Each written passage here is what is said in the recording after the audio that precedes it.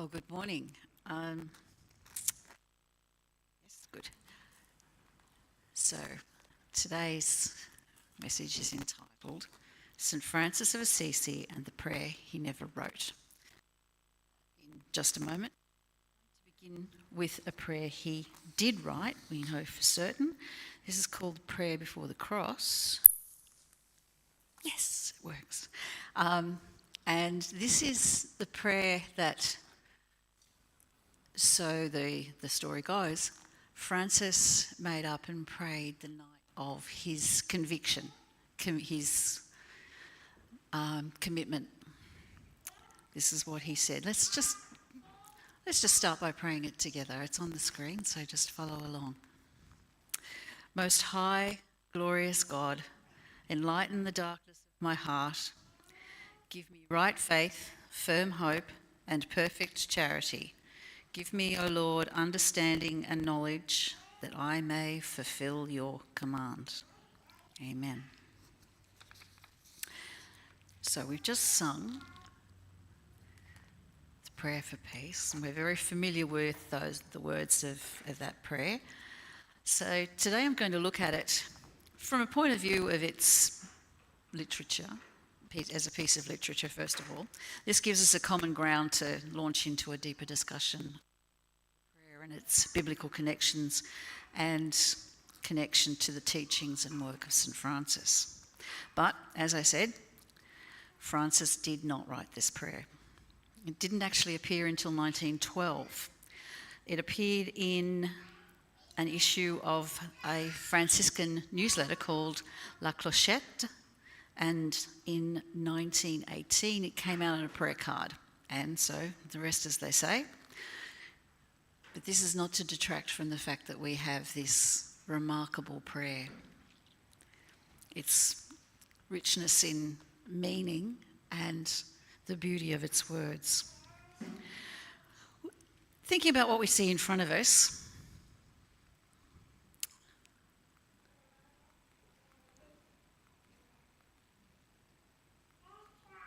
sorry, I put that in the wrong order. Okay, so what we see in front of us is generally presented as being made up of 4 verses, and then sometimes other verses are repeated. So that's the version that we're familiar with. And something that I'm going to use throughout this, and I'll get into more detail on why later, is I'm going to use the word petitioner, not narrator. Each verse is approximately 4 lines. So I'm going to go back.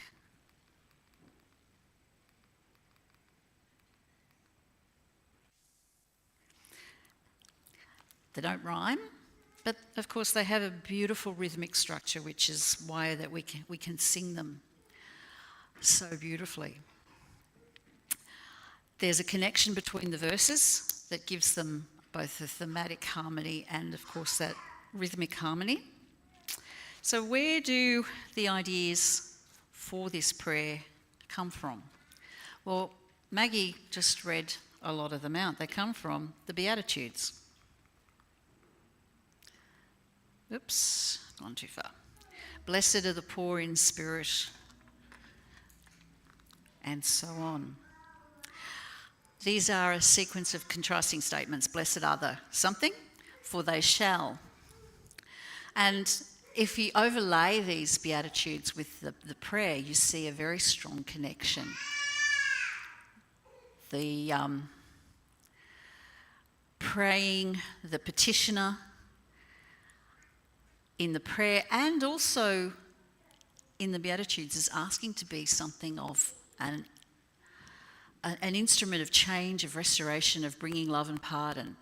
Placing those two together, they're not exactly the same, but they do have a pairing where they contrast, they compare, and they connect with ideas.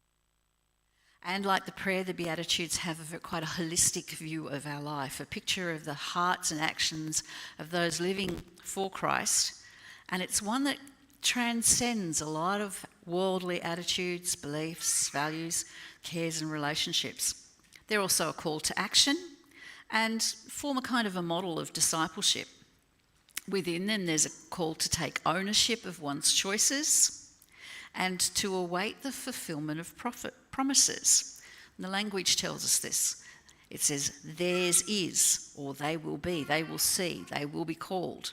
So if you think of it this way, something is to be theirs, then they must actually purchase it or take some action first, or something that if there's a call to action, something must be done, something must be carried out. If one is to see, one needs to open one's eyes, and a call must be answered in some ways. So there's this idea of taking ownership, of doing something in order to. And when we get to Luke,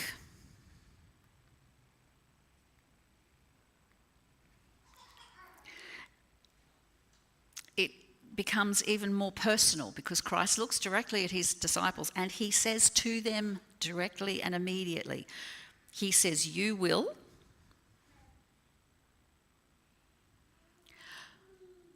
Yours is. He then flips it a bit and he challenges the rich.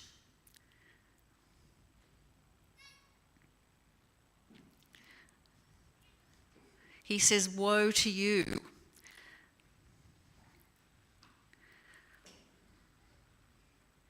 If you are well fed now, there will be a change unless this call to action, unless this model is taken up. So going back to St. Francis,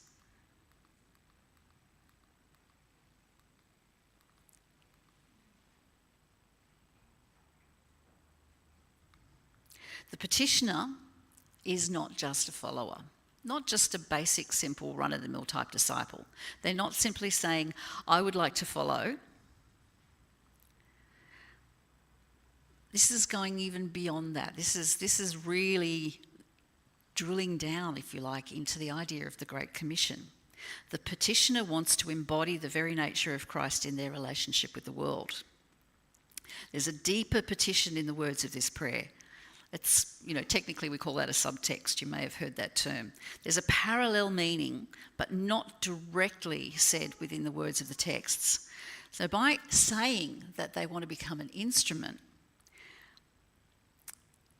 what this subtext is really becomes quite evident.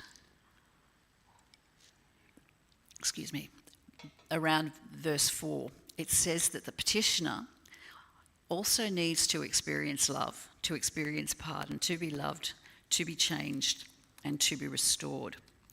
So, zipping along, we get to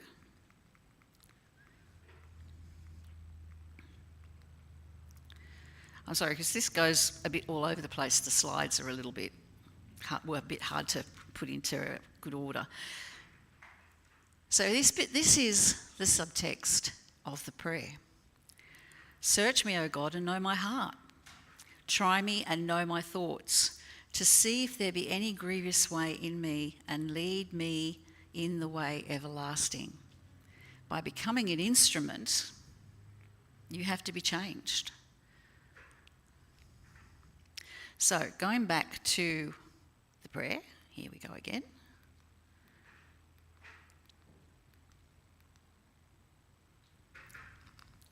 Starting at verse 1.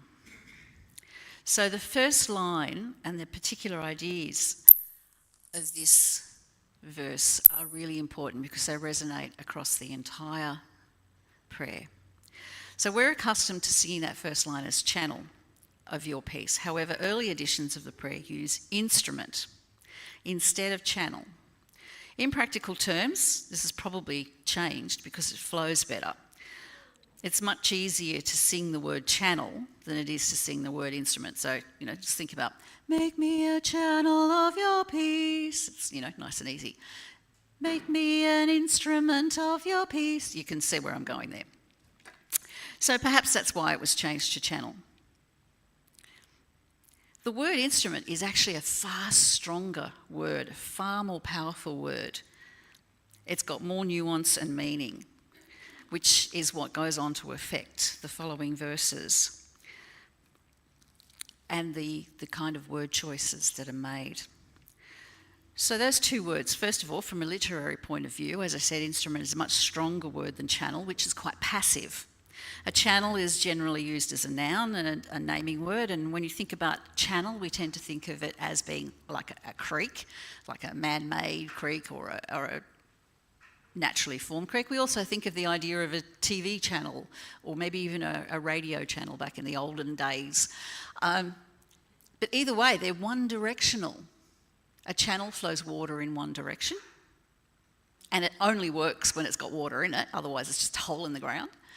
And something like a TV channel is a one-way flow of information. So that one directionality and the fact that it doesn't serve any purpose if it's not being used makes channel a very passive word. Now, if you think about instrument, there's a lot more to think about, because it's got two possible meanings as well. So it can operate as a noun, but simultaneously it can operate as a verb.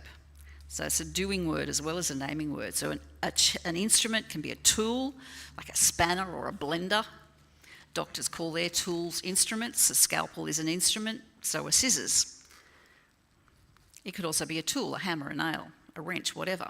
It could also be a musical instrument of any type. For a musical instrument to do its job, to fulfill its purpose, keep that phrase in mind, it must be acted upon so it can do its thing. Whether it's me sawing away a cello, which is something that no living human or cello should actually be inflicted with, or someone like the music guys who are masterful mashers, Beethoven and Tay-Tay. It's amazing. Look it up someday. But until it's used, a cello is just wood, resin, catgut, and potential. It can make music, but it can't make that music unless something is done with it in order for it to fill that purpose as a musical instrument. So make me an instrument of your peace immediately means make me a tool of your peace. Use me to make your peace. Whereas channel, it's not particularly committal, is it, when you think about it in time? Make me a channel. Let it flow. Make me an instrument. Use me. Make me do something. Make me fulfill my purpose. So, channel, passive, tool, potent. Releases. So, let's have a quick look at some of the other verses. Each verse is a series of contrasts. They're not exactly opposites. We do have things we consider opposites, like hatred and love, injury, pardon, doubt, true faith, but they're not exactly opposites, but they are contrasts. They're a pairing of emotions and ideas, they're active verbs, and they're also simultaneously being used as nouns, which is where that subtext part comes in. The writer is telling you what they are. The noun, the name, is telling you what they're doing as a verb. They're active. Hatred is active. So is love. Injury results from and is caused by an action. Pardon, to pardon someone is an act in a certain and specific way. And notice the use of the word pardon, not the word forgive. In law, pardon expunges all guilt. Furthermore, it does not say who to pardon, it just says pardon. And it's God's pardon. It's not a yes, no, maybe, perhaps kind of pardon, it is pardon. And where there is doubt, again, doubt is an active thing, it's a verb, and faith is also an active thing. So where there's doubt in action, bring faith in action. So it's not a passive prayer. That first verse is not passive. It's not sitting down and say, oh, please for us. The petitioner is actually, use me to do this. Make me active. Act on me. There's no sense in God God just, oh, bring peace to the world. This is proud. Use me to do. So consider this prayer a kind of boot camp, a wake-up call, because the petitioner says, this is how we bring peace to the world. Not by sitting around going, oh, please, God, make me flow in one direction and love the world. We bring peace in the world by engaging with it, by being active. And this acting upon the world is both sacrificial in nature, relational, particularly relational with an active, interengaged relationship. Just go to teacher voice, because it seems to be cutting in and out. And peace in this sense is not that just, happy, clappy, polly-wolly, doodle all the day kind of stuff, not sitting around singing Kumbaya. This is the peace of God. The peace of God that passes all understanding. It's not lovey-dovey, because God's peace is not lovey-dovey. God's peace is pretty tough when you think about it. It's about pardoning those who cause us injury, loving those who espouse hatred, faith in periods of doubt. It's not easy. Something else to note about the use of the word instrument and the tone of the speaker. Remember I used that petitioner? A petitioner is one who is asking something to be done or given to them. This petitioner is asking God to make them an instrument of his peace on God's terms. This is no small thing. So here's verse 2. This is where the sacrificial part begins. It retains that set of paired contrasts and comparisons, beginning with life and hope, darkness and light, and sadness and joy. But more importantly, it also contrasts not the pairs, just the pairs, but each pair. So we end up with despair, darkness and sadness on one side, and hope, light and joy on the other. As God's instrument, the petitioner stands between these contrasting states of being, acting in opposition to despair, darkness and sadness, to bring God's hope, light and joy. So if verse 1 is about love and pardon, this verse is about change and restoration. Significantly, when we consider that in asking to be his instrument, we're also asking for these changes to happen in us. Remember that subtext, search me, know me. This verse is one of embodying that change, not just in ourselves, because if we are hopeful, living in the light and in joy, how can we possibly bring those things to someone else? We can't possibly think of fulfilling the challenge and the demands of verse 3. So once again, make me an instrument of your peace. This is a kind of test, challenge for the petitioner. They're not to seek consolation, understanding or love, but only to give. That's it. Not to ask, but to give. To offer is to offer freely without expectation of any reciprocity or return, or even acceptance of what is being given. There's nothing in this about that. It's just give it. This is the full sacrifice of the petitioner's petition, that what we give, we do not expect to get back from the ones to whom we give it. I really want you to think about that, how absolute and clear that is. In fact, all of them are. There is no conditionality at all in this prayer. We are to pardon, full stop. Love, full stop. Live in faith, full stop. Live in hope, full stop. Live in the light. Joy, to console, to understand. As instruments, we bring these things of and from God. They are his, and as his instrument, we are his to command. We bring them for him and from him, and him alone. Remember, of your peace. Not mine, of yours. So, verse 1, we bring God's love and God's pardon to everyone. Verse 2, to embody change and restoration for everyone. Verse 3, to give of ourselves freely to everyone.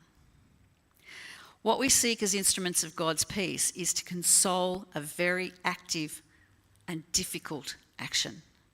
It does not say who to console, it is to console. Oops, where'd that go?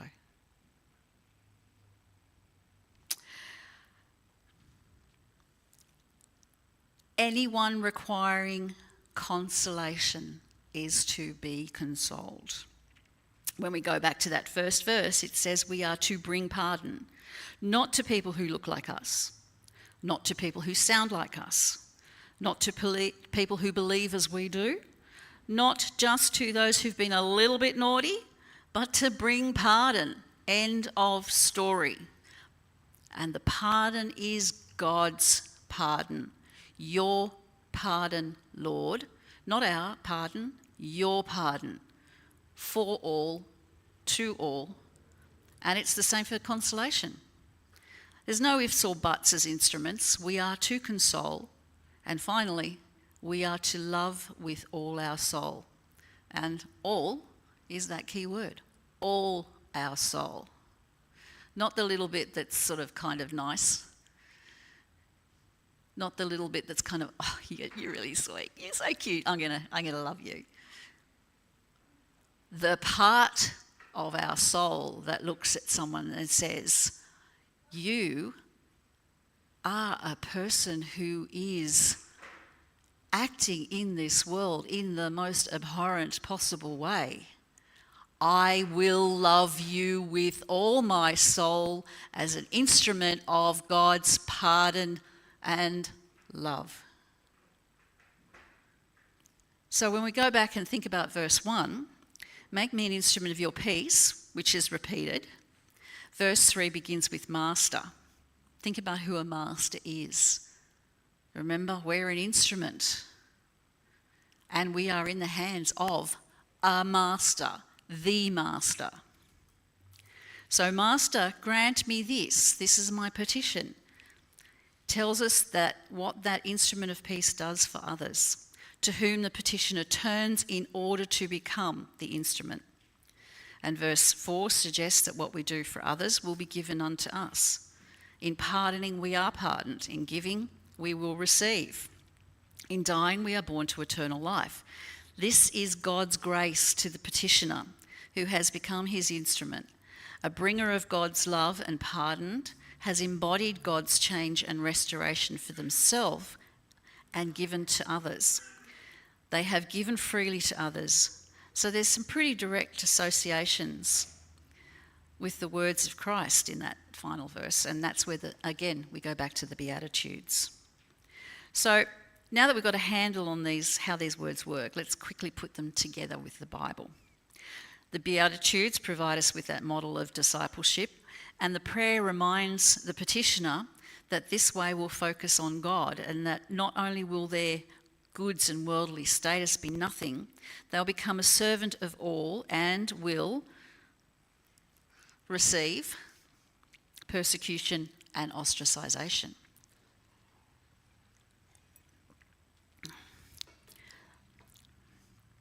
This acknowledges the ultimate position of the disciple, of God's instrument of peace, that the petitioner, you, me, or whoever, will suffer for their part, to show that persecution is not something we ask for, but we accept, bear, and stand firm in our conviction. If we're to bring true faith, we need to live through it. As instruments of peace, God's peace is the bringers of God's love and pardon, to embody change and restoration by giving freely of ourselves. We must stand against the forces that created the need for God's love and pardon in the first place. They are darkness, despair, all of those things. We stand between others as instruments. We bring those things that replace, destroy that darkness, that despair, that sadness. And we must love when there is no love for us. The Beatitudes also confirm that final stanza, the ultimate reward, pardon and joy in heaven. So this brings me to 1 John chapter 4, but especially 12, and I think they're so important, I'm just going to read them out. You'll recognise these. Dear friends, let us love one another, for love comes from God. Everyone who loves has been born of God and knows God. Whoever does not love does not know God, because God is love. This is how God showed his love among us. He sent his one and only Son into the world that we might live in him. This is love, not that we loved God, but us and sent his Son as an atoning sacrifice for our sins. Dear friends, since God so loved us, we also ought to love one another. No one has ever seen God, but if we love one another, God lives in us and his love is made complete in us. Master, make me an instrument of peace. Where there is hatred, let me bring your love. This is what it means when we are to love with all our soul. This is what a prayer for peace means. Not stop the bombs. A prayer for peace means bring God's peace, which will stop the bombs, yes, but it's much bigger and much deeper and much harder. His love is born in us. As we ask to be his instrument, we begin to live through him. Remember that the instrument is acted upon and can only fulfill its purpose when it is acted on and it responds to that action. The musical instrument. Unless you're plucking the strings of that guitar, nothing's happening. But once you do, regardless of your skill level, something happens. The guitar fulfills its purpose as something that makes music. So we are acted upon, that enables us to act. And it's those actions that this prayer is about. The act of pardon. God's love pardons. God's love builds faith. God's love brings restoration, that hope, that light and that joy. God's love is in us and it is complete. God's love is sacrificial. We are to love with all our soul. So perhaps that's like, maybe there's a bit of a paradox of God's love here. It is only in giving everything we have and that we are, we receive the gift of being everything we are and having everything. Something of a paradox in there. But it is only in those sacrificial actions that we actually are able to receive grace, love, pardon for ourselves. So, for St. Francis, prayer was an act of devotion, of submission, and of worship. I'm not sure he would agree, but sometimes called a bit of a mystic because he would spend days in prayer and meditation. For him, this was a time of waiting on God and seeking his will. Francis's his source of insight and spiritual leadership was this time of waiting on God. Prayer became a practiced, explicit, and spiritual time with God. It was an holistic act, and it was the stuff of life. Francis embraced a life of following Christ's example, applying faith, hope, and charity as a triad, living his life of poverty, of service, and prayer. Within a house of the Franciscan order, or of the sister order, the Poor Clares, life is regulated by a rule written to regulate the day, the support of the order.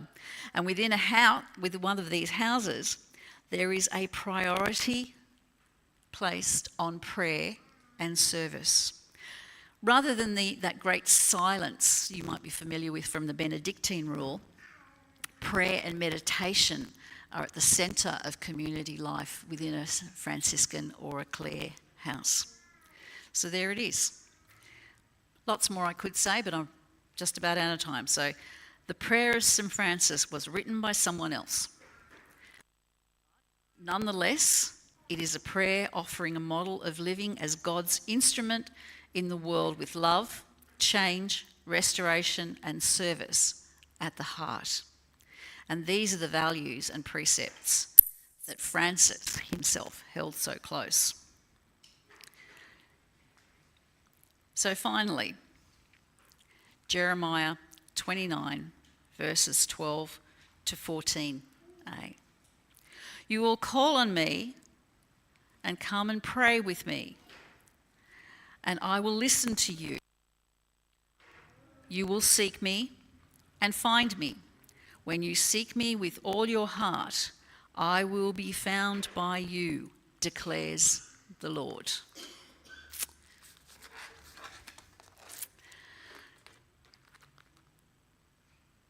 Just a moment of prayer to close. Father, thank you for this time together. Thank you for Maggie's leading, for this little church family here with their deep commitment and centering on community and service and prayer. We thank you that we can reflect back on words of people like Francis, on their teaching, and see how close their relationship with you really was. We ask that as we go about our daily lives, those ideas of bringing love and pardon, of change and restoration, of service, commitment to sacrifice, we'll start to embody in our own lives. And as we've said already today, by this they will know us to be your instruments. We ask these things in your name. Amen.